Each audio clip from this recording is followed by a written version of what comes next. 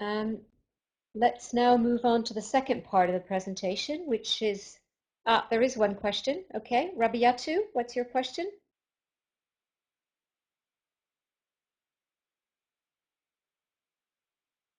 No? Okay. You probably activated the hand signal by mistake. Never mind. Okay. No particular questions. Okay.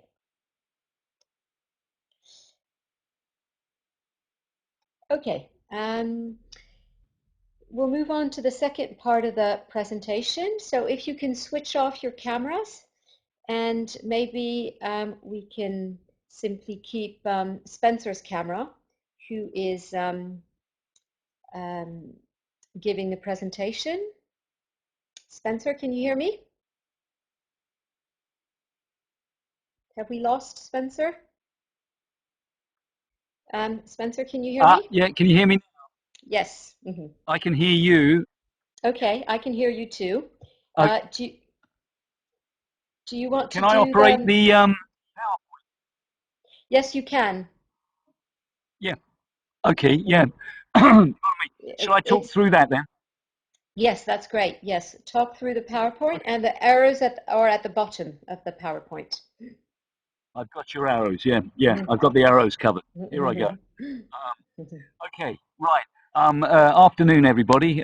Glad you can join us. So this is just a short PowerPoint that I put together for my students who are engineering students at École Centrale de Nantes in northwestern France. It's very sunny here today, almost tropical in this part of France at the moment.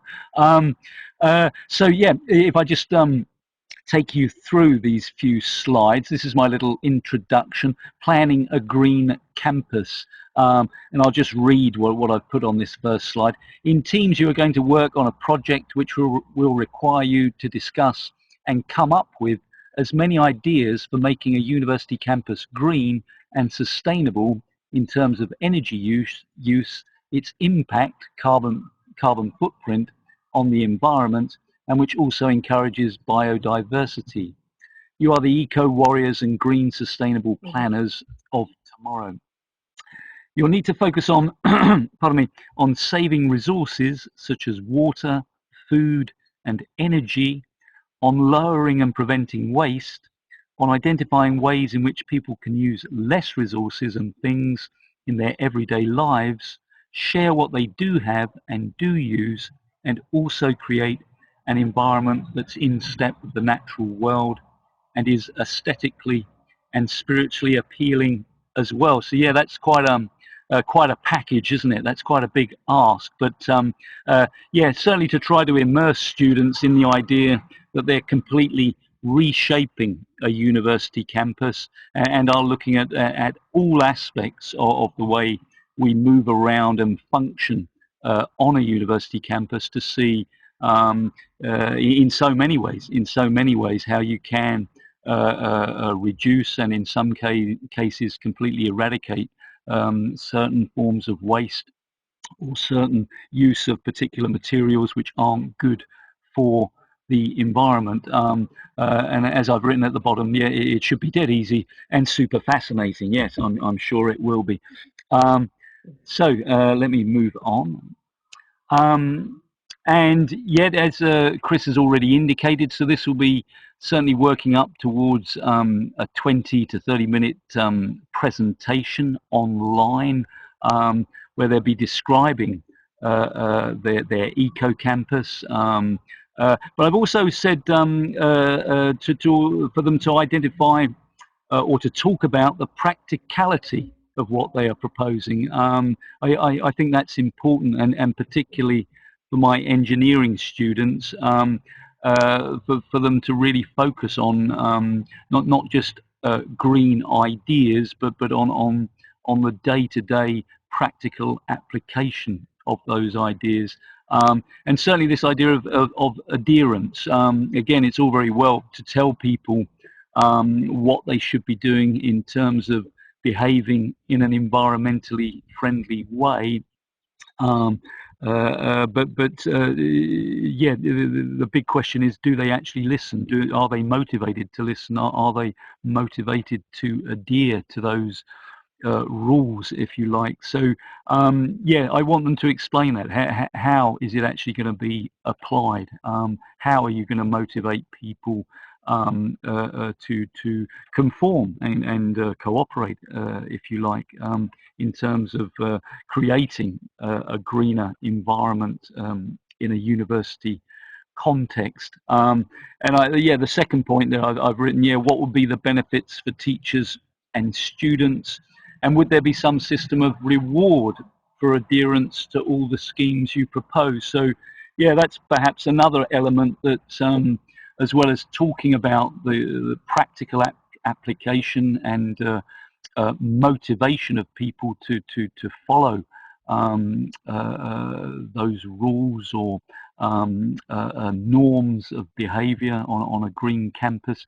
Are you going to try to additionally motivate people by offering them some kind of reward for adopting a greener lifestyle or a greener approach to their day-to-day living and day-to-day working?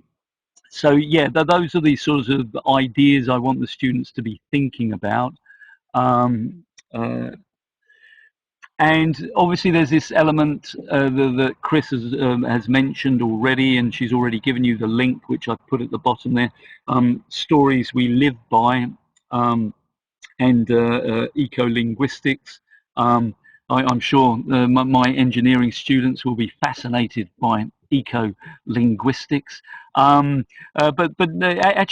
certainly in terms of their English language skills, which is what I'm at École Centrale to do, I'm there to improve their English language skills. Yeah, I think this is a very valuable part of this presentation. So again, let me just read what I've written.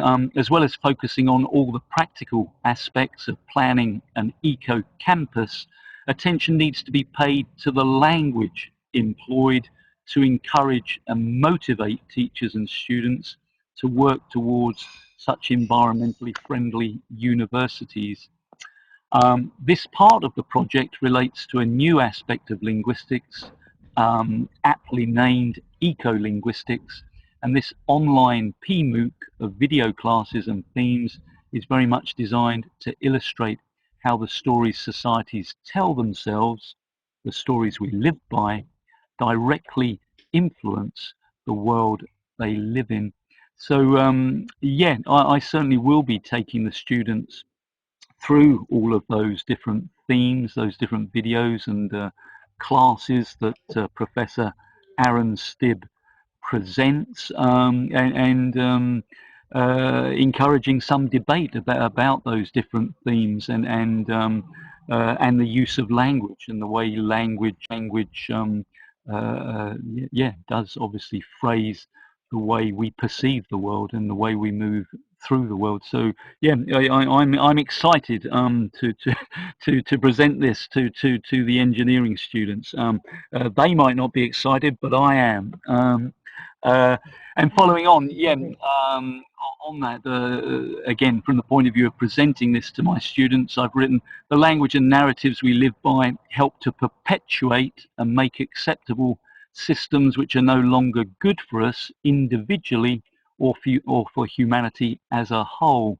And this is most notably visible in the current clash of consumerism versus climate change and the massive environmental damage threatening extinction to many life forms, including our own, if the current model doesn't adapt itself and change. Yeah, certainly on a personal level, I did find that very fascinating. What Professor Stibb had to say about the way economic textbooks and the media very much phrase economic growth and consumption as a good, as a positive thing. And obviously Stibb is concerned about that and clearly feels that it should be phrased very differently if we are going to create a different world, a different society that respects the environment.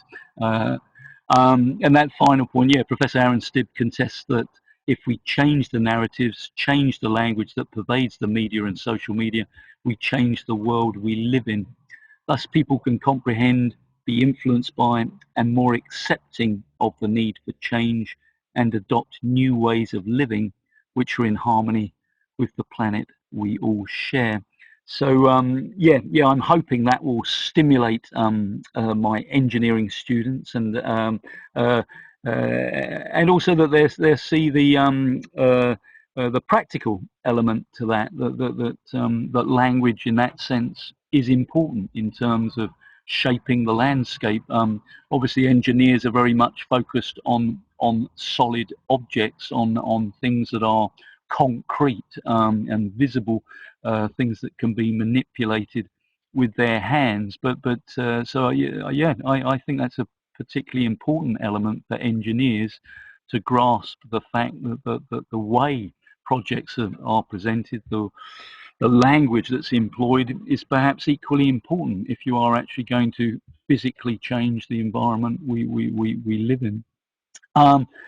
I've mentioned this about a logo competition, that they have an opportunity to create a VEC logo, and I've given a link there, kindly donated by Christine, which is a site that helps you produce a logo, and you can type in your requirements, that it's to do with the environment, that it's green, etc., etc., and the program recognizes these different criteria you're entering, and will present a logo format that's in keeping with the keywords you employ. So yeah, that's perhaps an interesting little element to this challenge, that they can use a website like that, and yeah, gives them the chance to try out different platforms and software, etc. As well as that, yeah, I'm proposing an Eco Campus poster. Each team should also produce a poster of their Eco Campus, indicating all the aspects of their new campus, which are eco-friendly and encourage biodiversity. Be mindful of the language you employ to reinforce your message and ideas in ways that are factual, positive, and persuasive, without politicizing the language or descending into the weasel words of advertising. Aaron Stibb wouldn't like it. No, he wouldn't. He wouldn't like advertising and marketing. Yeah, which again I think is a valuable exercise for engineers, and well, for all students, but for them to really think about the language they're using, and to think about the effect or impact they want that language to have on the audience that's receiving that message. Yeah, which again obviously chimes in with eco-linguistics. So yeah, they're going to produce a poster. I've got a couple of examples here. These are actually from Selva students at the University of Rennes, Rennes. Not very clear there, but they produced some nice posters there. One of them focusing just on one element, which is catering, of how food on campus, how that could be made a lot more environmentally friendly, for example, to avoid huge amounts of packaging waste that's used to package all of that food. Also, to avoid or ameliorate food waste, yeah, to try to come up with ways of not wasting food, either by passing it on to students so they can eat it for their dinner, or provide it to farms, etc. So yeah, that's a poster just focusing on one element, if you like. And likewise, the second poster, which is even less clear, but focusing more on energetic aspects of how you could use solar panels and other forms of renewable energies to power your university campus and make it more environmentally friendly. So yeah, the poster will be an aspect. I've included this link, a glossary of common planning terms, and I've written through repeated use of environmental planning terms and with the help of a glossary and online exercises, you will acquire the specific vocabulary necessary to be able to discuss sustainable development in English, which again is certainly so sorry to keep banging on about my students, but certainly for engineering students, yeah, being able to use this vocabulary in English, particularly related to sustainable development, is obviously very important. And there's a link there, lots of flashcards, so you've got lots of words and phrases related to urban planning. And if you click on those words and phrases, the card flips over and gives you a more detailed definition and explanation of those key words. So yeah, I think that's valuable in terms of expression. And is there anything else? Yeah. To finish, yeah, I've written, put a few links there, which will hopefully stimulate students, get them to start thinking about aspects of the environment and how those elements, biodiversity, also wildlife is an element. Yeah, how do you encourage wildlife to live on campus, cheek by jowl? With university professors and students, yeah, all of these elements, yeah. I suppose it's easy just to focus on the common elements like recycling, waste, switching lights off, turning taps off, things like that. But yeah, I certainly in my mind, I think it would be good to really get students to think about the university campus in a very holistic way, so that they really are looking at every element of how we can live more closely with the natural environment, yeah, with wildlife, and have a biodiverse environment on campus, and to perhaps feel nature closer to us on campus. So yeah, I want to try to encourage them to really have a vision, a sort of hanging garden of Babylon vision of what their university is going to look like. So yeah, a few links there that will probably stimulate some ideas and some debate amongst students. And I think that's the end of my little presentation. Yeah, that's me done. Yeah. Sorry if I went on too long. Thank you.